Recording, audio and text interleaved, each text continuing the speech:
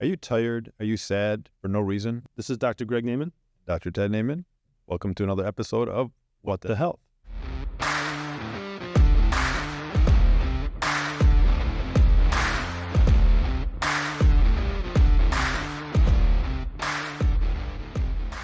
So again, this is the season where we're seeing that more and more, right? Again, it gets dark earlier and people are feeling a little bit more fatigued and they don't know why. And if that's happening, are you out there and you're one of those individuals who is like, boy, you know what? Summer, I'm go. I'm, high energy. And now I'm starting to see like I'm starting to slow down. I don't have the energy. I don't have the ambition. I don't have the drive. And, certain things that used to give me pleasure, I'm like, man, I'm catching myself, just doing things now. I'm scrolling on media more. I'm on Netflix more.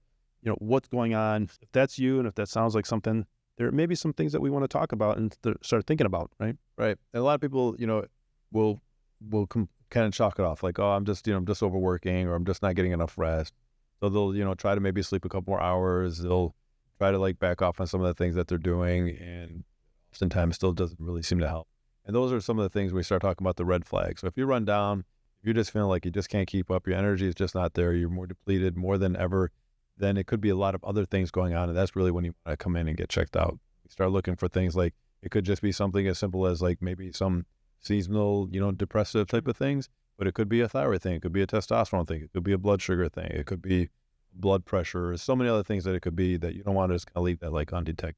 Yeah, this is the time of the year where a lot of pressure is coming on from work and other things in life, right? The stressors now going back to school and your exam time or you're, again, if you're at work and the pressure of end of year and the numbers that you have to meet and all of the things. So a lot of that, and it's getting darker earlier.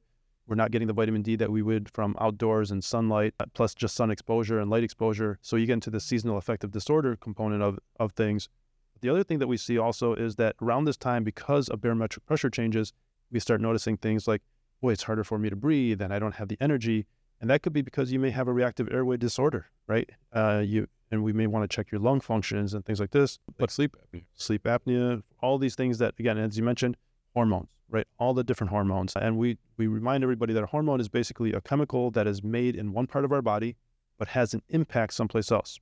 Thyroid hormone being a big one. And we start noticing that, people are, like you said, they kind of poo-poo it, they brush it off, but it's impacting things. It's impacting their social life, they're impacting their home life, they're impacting their work, the school.